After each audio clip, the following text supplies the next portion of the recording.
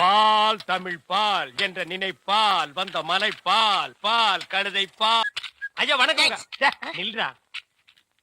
இது என்னடா அது கோலா? எருமாட்டுக்கு சுண்ணாம்பு அடிச்ச மாதிரி உடம்பெல்லாம் வெள்ளையா இருக்கு, மூஞ்சி மட்டும் தார டப்பா மாதிரி இருக்கு. சார் கொஞ்சம் ஜாக்கிரதை பேசுங்க. நான் ஒரு தேசியவாதி, அதனாலதான் அப்படி போறேன். ஊருக்குள்ள கொடி ஏத்துறாங்கல்ல. கொடியா? ஓ அந்த கொடியா? கொடியா ஏத்துற இடத்துல ஒரு குள்ளர் இருக்கு, என்னடா வேலை? அங்க மிட்டாய் கொடுப்பாங்களே. முட்டாயா? சார் ஏன் சார் கேவலப்படுத்துறீங்க? இந்த நாட்டை கேவலப்படுத்துறது நீங்களா நானாடா?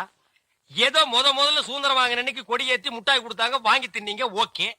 அதுக்கப்புறம் வருஷம் அவங்களும் முட்டாய் கொடுத்துட்டே இருக்கிறாங்க, நீங்களும் வாங்கி தின்னுட்டே இருக்கிறீங்க. பாத்துக்கவே மாட்டீங்களா? ஒரு ஜிலேபி மைசூர் பாக்கு ரேஞ்சுக்காவது நாட்டை வளர்த்துடுங்கப்பா. நாங்க என்ன திங்க மாட்டேன் சொன்னோம், அவங்க கொடுத்தா தானே. டேய், நம்ம பாட்ட முப்பாட்ட வெள்ளைக்காரன் கொடியை இறக்கிட்டு நம்ம கொடியை ஏத்துறதுக்கு உசிரியே கொடுத்தாங்க. நீங்க என்னடானா தம்மா துண்டு முட்டாய்க்கு தெரு தெருவா லோலோன்னு அலையறீங்க. திருந்துங்கடா டேய். ஐயா இவ்வளவு நாளா மூடி கிடந்த அறிவு கண்ண நீங்க திறந்துட்டீங்கயா. உன் கண்ணனை துருப்பிடிச்ச இரும்பு பெட்டியா பீரோவா நான் திறக்கிறதுக்கு?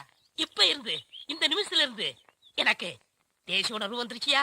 இப்போ ஒரு நிமிஷத்துல நீ மனுஷனே இல்ல தெரியுமா? விடுங்கய்யா, என் உடம்பு துடிக்குதுயா. இந்த தேசத்துக்காக, இந்த நாட்டுக்காக நான் ஏதாவது ஒண்ணு செய்யணுமையா. ஒன்னே ஒண்ணு நீ செய்யலாம். சொல்லுங்கய்யா. இந்த நாட்டை விட்டே ஓடி போய். என்னங்கய்யா? அதான் நீ நாட்டுக்கு செய்யற நன்மை, நாட்டு மக்களுக்கு செய்யற நன்மை, நாட்டு ஜனங்களை பிடிச்சிருந்த தரித்திரமே ஓடி போச்சுன்னு நினைப்பாங்க. நான் மிட்டாய் வேண்டி வந்து பேசிக்கிறேன். டேய், அங்க முட்டாய் கொடுக்க மாட்டாங்க. அது கோவில் திருவிழாவுக்கு காப்பு கட்டுக்கு ஏத்துற கொடி, விபூதி தான் கொடுப்பாங்க. உடம்பெல்லாம் வாங்கி பூச்சிட்டு வா. என்ன நிறைஞ்சுதா? சரி, ஆள விடு.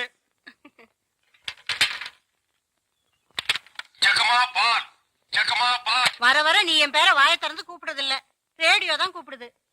இவங்க பெரிய ஜான்சி ராணி, இவங்க பேரை வாயை திறந்து கூப்பிட்டா தான் வெளியே வருவாங்க. மொத்த எனர்ஜி வேஸ்ட் ஆகுது. மேட்ருக்கு வா, நெக்ஸ்ட் மீட்டருக்கு போகணும். ஆமா, நீ பால் கறக்குறிய பசுமாடு, அது என்ன விலை? 10,000 ரூபாய். 10,000 தானா? மொத்தம் எத்தனை லிட்டர் கறக்கும்? 20 லிட்டர். காலையில எத்தனை லிட்டர்? 10 லிட்டர். சாயந்தரம் 10 லிட்டர். மொத்தம் எத்தனை சேரும்? அதான் முதல்லயே சொல்லிட்டேன் 20 லிட்டர்னு. அப்புறம் என்ன வளவளான்னு பேசிட்டு? உனக்கு எத்தனை லிட்டர் வேணும், எவ்வளவுக்கு வேணும்? எனக்கு 8 அணாவுக்கு. உன்னை கூப்பிடுதே, இது ஜப்பான் டெக்னாலஜி. பின்னால பால் ஊத்துதே, அது ஜெர்மன் டெக்னாலஜி. இந்த 2 டெக்னாலஜி கலந்து நான் வீட்டுக்கு பால் சப்ளை பண்றேன். நீ தைரியமா வந்து என்கிட்ட 8 அணாவுக்கு பால் கேக்குற. இந்த பார், என் பாலை மோந்து பாக்குறதுக்கு உதவுமா இந்த 8 அணா? பிச்சைக்காரன் நாயே, எந்த மரத்தடியில் உட்கார்ந்து இந்த 8 அணாவை பிச்சை எடுத்த? இல்ல உண்டியல கடையில ஓட்ட போட்டு உருவனியா? ஒட்டு பாரு எவ்வளவு வரிசை வச்சிருக்கான்னு. இங்க நின்ன இடிச்சு தள்ளிடுவோம். பா, உன் புருஷன் பேர் என்ன? கோடீஸ்வரன். அந்த நாய் காலையில செருப்படி 5 விழும்னு சொல்லி வை.